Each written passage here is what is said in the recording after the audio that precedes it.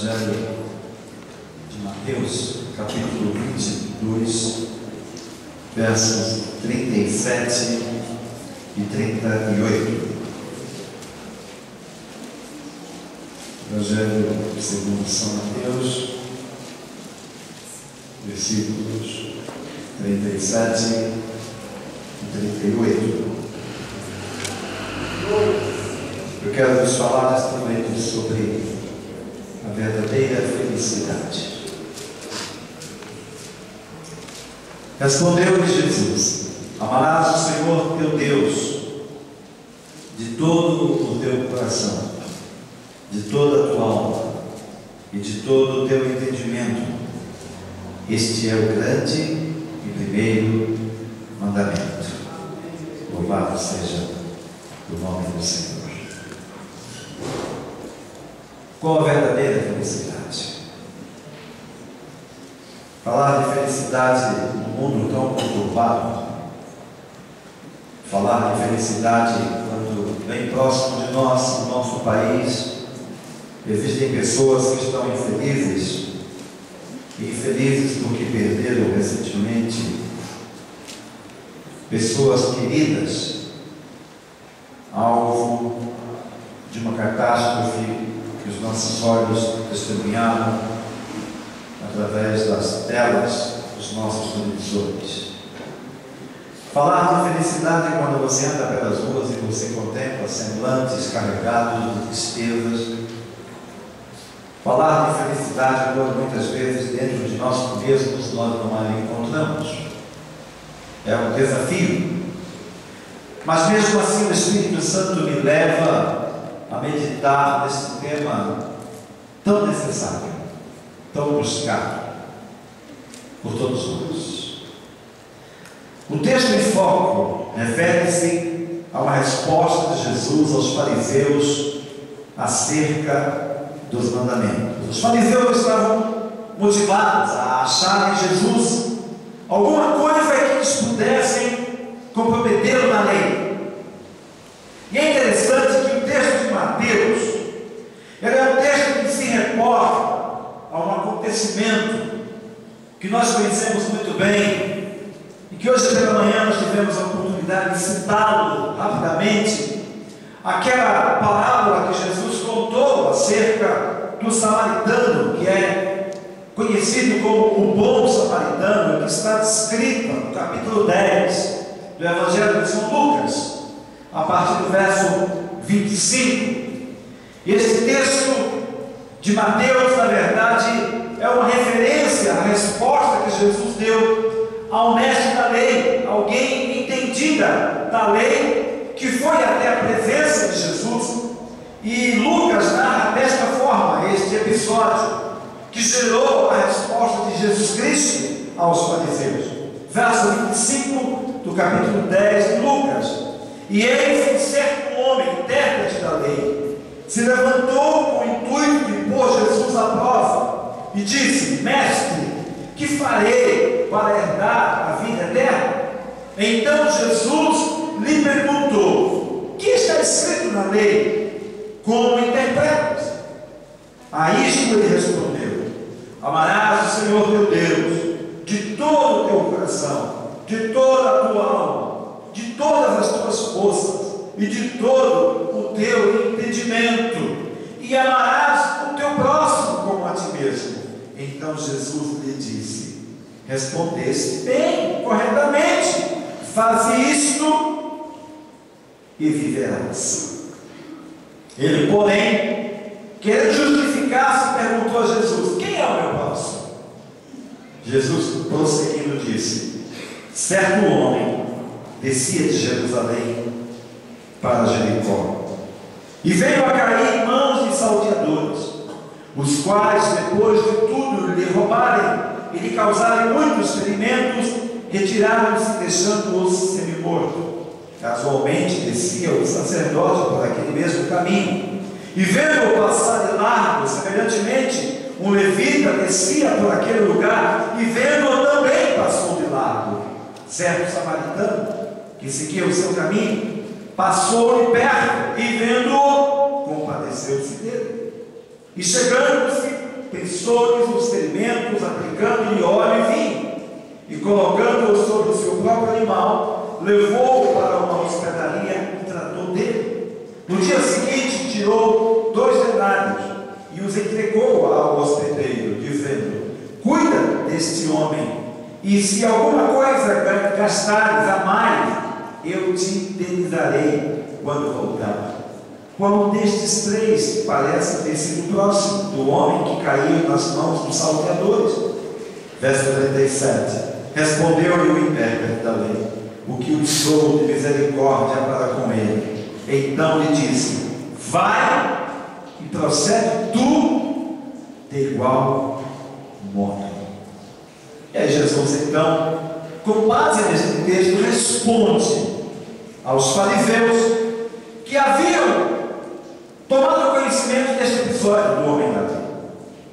Jesus então responde dizendo o seguinte: olha, amarás o Senhor teu Deus de todo o coração, de toda a tua alma, de todo o teu entendimento. Este é o grande e primeiro mandamento. Queridos, todavia, a resposta de Jesus tem algo mais profundo e revelador: o segredo da verdadeira felicidade. Talvez você me pergunte: mas não estou vendo nenhuma razão para ser feliz, a não ser o homem que foi socorrido. Parece que a única pessoa que poderia estar feliz era aquele que foi acudido, até porque a sua felicidade teria muito embasamento, porque ele não foi acudido pelo sacerdote, pelas pessoas responsáveis pela boa ordem espiritual, por aqueles que estão vistos e conhecidos, que são vistos e conhecidos como aqueles que fazem a caridade, aqueles que têm o coração de Deus aqui na terra.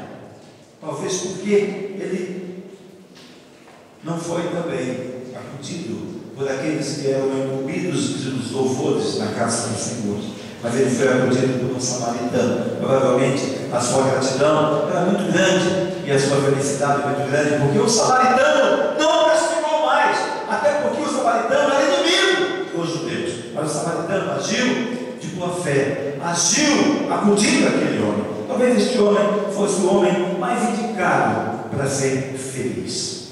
Mas antes da gente descobrir o que Jesus falou sobre felicidade nesse texto, que aparentemente não traz nenhum indício de felicidade, eu quero caminhar com vocês sobre o que é felicidade. Existem muitos conceitos de felicidade, existem muitas ideias acerca de felicidade. Primeiramente, dizem que a felicidade é um estado durável de plenitude, satisfação e equilíbrio físico e psíquico, em que o sofrimento e a inquietude estão ausentes. Ou seja, algumas pessoas acham que a felicidade é um estado durável, pleno, ausência de qualquer desconforto físico, de qualquer desconforto psíquico. Mas acontece, irmãos, que esse conceito de felicidade é quase impossível de ser alcançado, porque nós sabemos, temos certeza de que nós não temos o domínio do tempo, nem sempre podemos controlar o tempo que nós gostaríamos de estar felizes. Vez por outra somos assaltados por alguma coisa, algum acontecimento, alguma fala, algum comentário, alguma notícia, ou mesmo algum sintoma desagradável que faz com que esse estado de ausência, de desconforto seja quebrado e a pessoa se sente rapidamente infeliz na vida. Eu peguei 2 conceitos de 2 homens muito conhecidos, que não são evangélicos, não são crentes, não são aparentemente cristãos, salvo o primeiro, dizia ser cristão. O primeiro conceito de felicidade é de Carlos Drummond de Andrade, grande escritor conhecido. Ele diz que felicidade, o seguinte: felicidade é ser feliz sem motivo. E ele chega até mesmo a dizer: ser feliz sem motivo é a autêntica felicidade. Parece que Carlos Drummond de Andrade sai do seu dom literário e adentra a uma questão Quando ele diz que a felicidade é algo que não tem motivo, ele apresenta uma frase de certa forma ambígua, uma frase difícil de ser compreendida. E nós não podemos dizer que ele está errado ou que ele esteja certo. Primeiro porque depende, se nós levarmos em conta o conceito espiritual, a felicidade depende das coisas materiais. Faz sentido. Mas se nós levarmos a felicidade para o conceito material, a sua frase não faz sentido. Porque se a verdadeira felicidade é a ausência de um motivo, como sermos felizes? A segunda frase é de Mahatma Gandhi.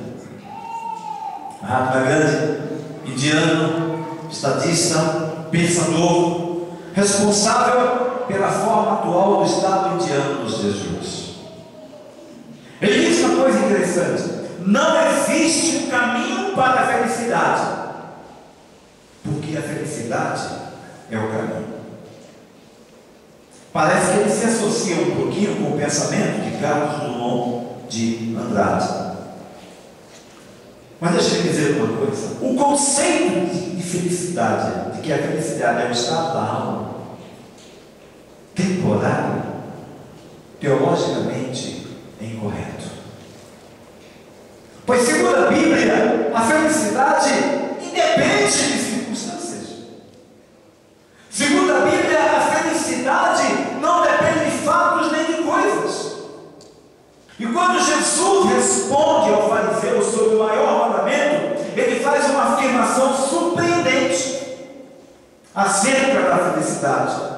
E ele coloca na questão da sua resposta que a questão principal do homem não é a felicidade, mas sim o relacionamento do homem com Deus. Todo conceito de felicidade na Bíblia está relacionado com o relacionamento com Deus. Não existe felicidade duradoura, não existe felicidade firme que não se acabe, distante do relacionamento com Deus. Carlos Drummond de Andrade, que me perdoe.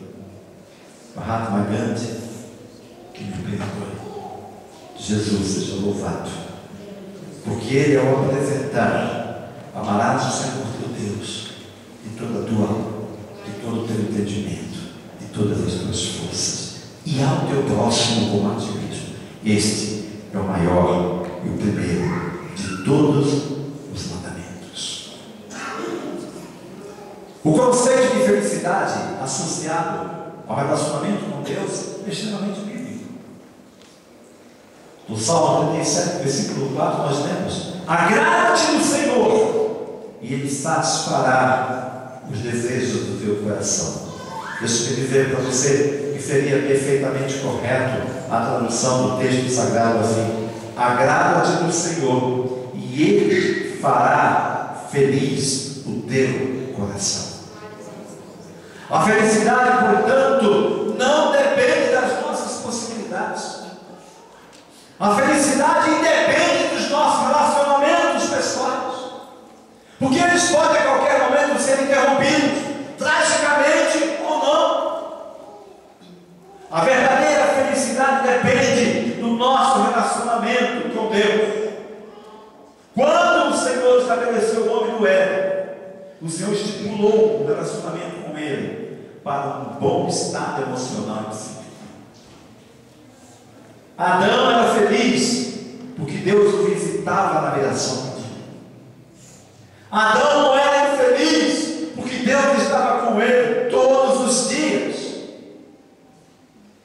Mas quando o homem rompeu esse relacionamento com Deus, quando ele se afastou da presença de Deus, ele experimentou algumas coisas que só mais tarde, pós-Éden, começaram a se propagar na vida das criaturas de Deus. Lá no capítulo 3 do livro de Gênesis, nós encontramos nos versos 7, 8 e 10 desse capítulo uma sequência, uma relação desse descomprometimento do homem com Deus e as consequências desse afastamento do homem com Deus. E nós traduzimos questão, chamando-a de infelicidade.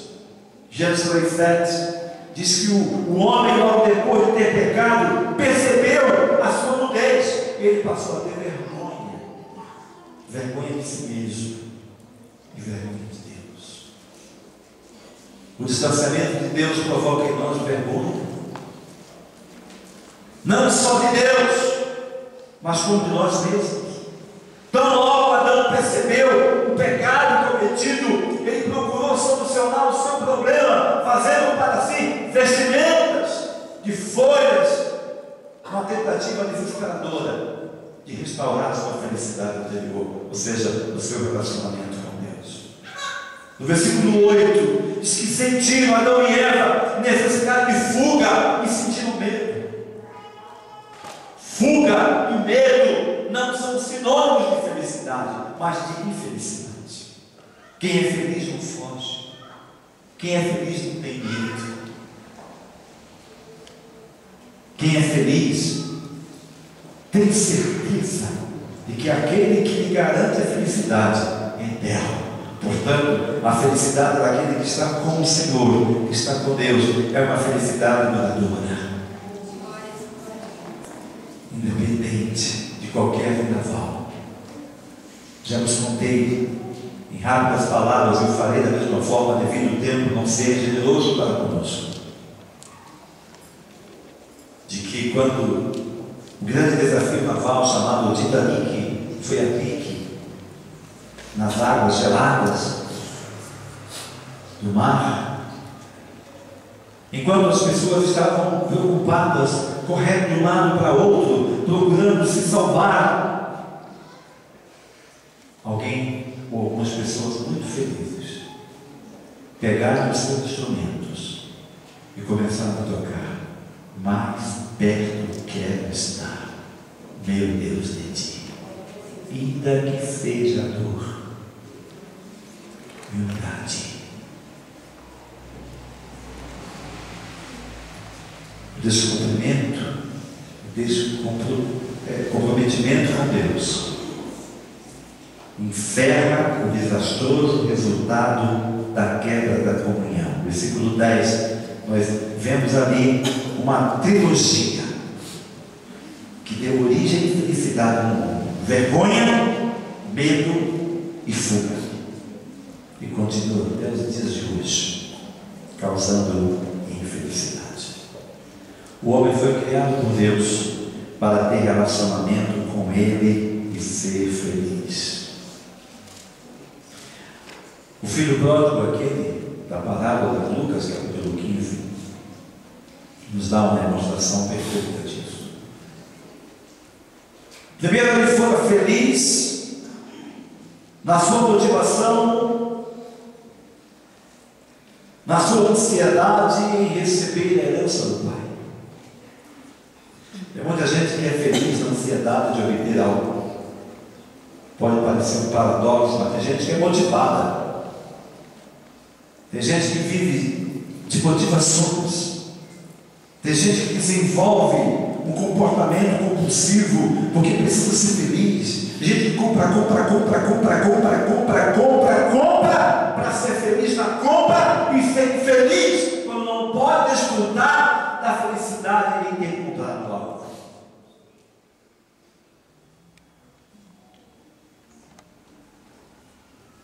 Tem gente que não consegue ser feliz na vida porque está distante de Deus, porque desviaram a busca da verdadeira felicidade que só se encontra em Deus. Aprendemos com Jesus que devemos, para sermos felizes, buscar primeiro o reino dele, e as demais coisas nos serão acrescentadas. Não há felicidade fora deste princípio de Deus. Você jamais será feliz se não buscar em Deus o teu presente e o teu futuro. Passado já não te pertence mais. Não somos do passado. Eu já disse que nós não somos um povo de museu. Quem vive de recordação do passado é museu. O que passou, passou. Às vezes eu até assusto algumas pessoas quando eu digo assim: olha, sou daquela filosofia de que foi bom enquanto durou. Parou, acabou, acabou. Eu não chego a dizer que foi um rio que passou na minha vida, mas eu digo: foi bom, Deus permitiu. Agora eu preciso esquecer das coisas que para trás ficam, prosseguir para aquelas que estão diante de mim, a do prêmio da soberana vocação de Deus em Cristo Jesus. Porque eu quero, posso e vou ser feliz em Jesus. Bendito seja o nome do Senhor. Qualquer um que buscar felicidade nas coisas desta vida está fadado a ter uma vida incompleta. Eu não sei, a gente, depois que passa de meio século de vida, a gente começa a ver a vida de uma forma bem diferenciada. Ultimamente eu vivo priorizando felicidade na minha vida. Eu quero ser feliz, porque existem promessas de Deus de felicidade para mim nesta terra, e eu preciso aproveitar isso aqui. Eu sei que eu vou morar com Jesus, que eu serei feliz eternamente com Deus, mas a Bíblia diz que se eu quiser, eu comerei o melhor desta terra. A Bíblia diz que se eu buscar ao Senhor em primeiro lugar, Ele me acrescentaria as demais coisas. A Bíblia diz que eu posso ser bem-aventurado. A Bíblia diz que se eu colocar a planta do meu pé, o Senhor vai me dar, vai me abençoar. A Bíblia diz que se eu colocar nas minhas mãos, o Senhor vai fazer prosperar. Eu preciso encontrar isso. E eu sei, irmãos, que sem Jesus, minha vida é incompleta. É incompleta. Qualquer um que buscar felicidade nas coisas desta vida, terá uma vida frustrada. Sabe o que eu estou dizendo? A frustração é uma experiência terrível, é uma experiência de engano, eu costumo dizer isso. A frustração é uma experiência de engano. Sabe, alguém aqui já viu, claro que já viu, um carro quando está, hoje em dia mais difícil, os carros são mais modernos, não enguiçam, mas antigamente os carros enguiçavam muito, e às vezes você empurrava um carro enguiçado, ele fazia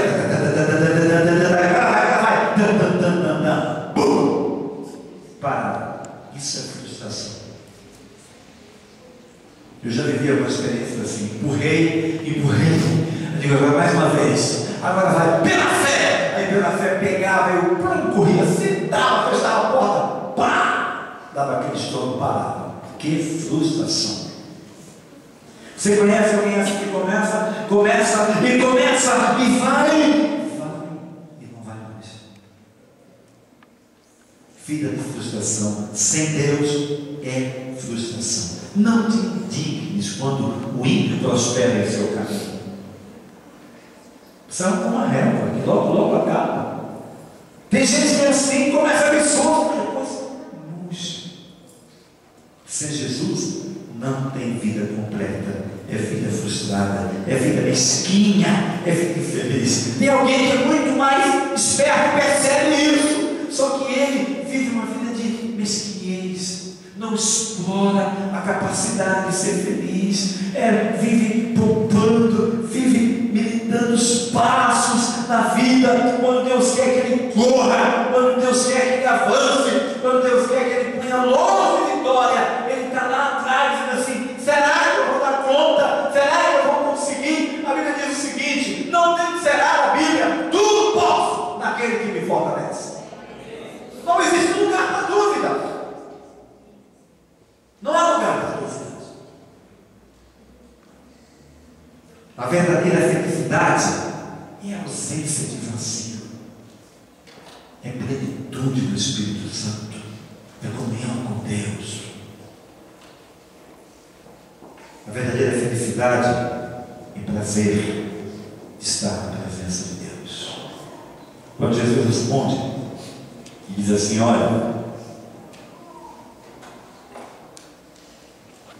amarás o Senhor teu Deus de todo o teu coração, de todo o teu amor, de todo o teu entendimento.